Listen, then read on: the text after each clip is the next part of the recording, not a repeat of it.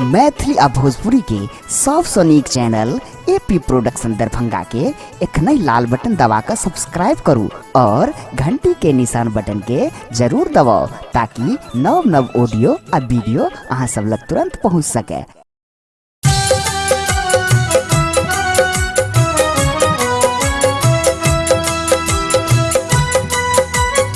एखन अपने सब सुन रहल छी एपी प्रोडक्शन के प्रस्तुति।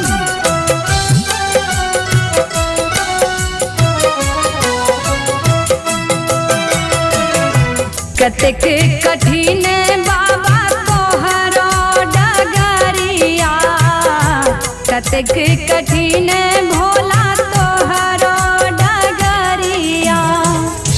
चल लो ने जाइया दानी, चल लो ने जाइया बाबा गरैया कंकड़िया।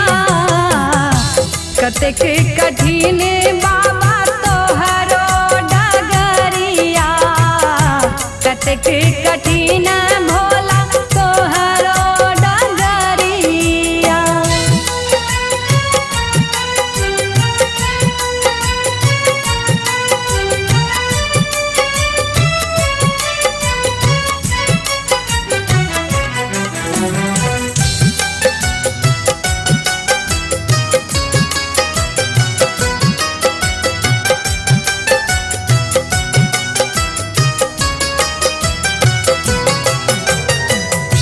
आही के भरोसे बाबा व्रत हम ठना लियाई, आही के भरोसे बाबा व्रत हम ठना लियाई।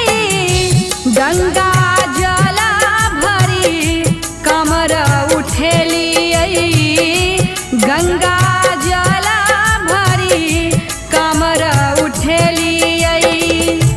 बोल बामा बोला बामा, बोल बामा बोला बामा जपै छै कवरिया।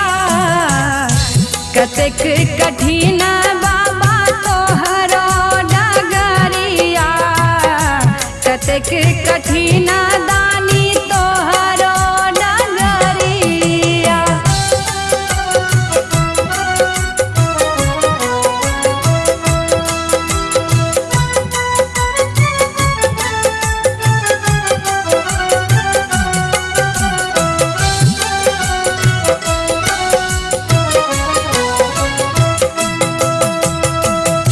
बिन कहने भोला दुख मोरा हराबै, बिन कहने बाबा दुख मोरा हराबै। आस भरला मन जुनी मुँह मोरबै, आस भरला मन जुनी मुँह मोरबै। पल में हरू है हमारे, पल में हरू है हमारे सगरो विपतिया। कतेक कठिन बाबा तोहरो डगरिया, कतेक कठिन दानी तोहरो डगरिया।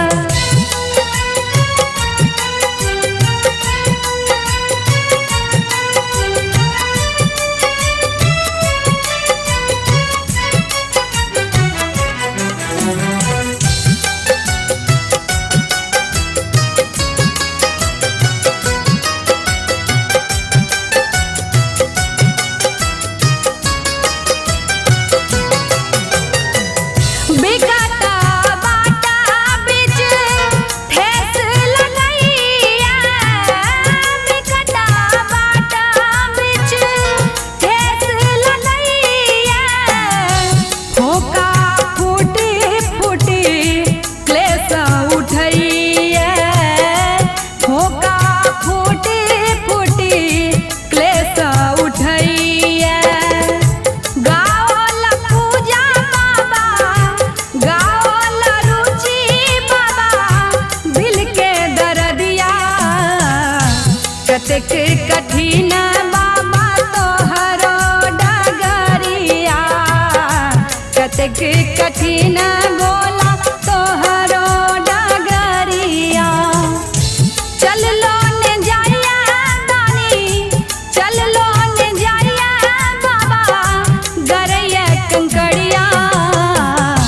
कतेक कठिन बाबा तोहरो डगरिया कतेक कठिन बाबा तोहरो डगरिया कतेक कठिन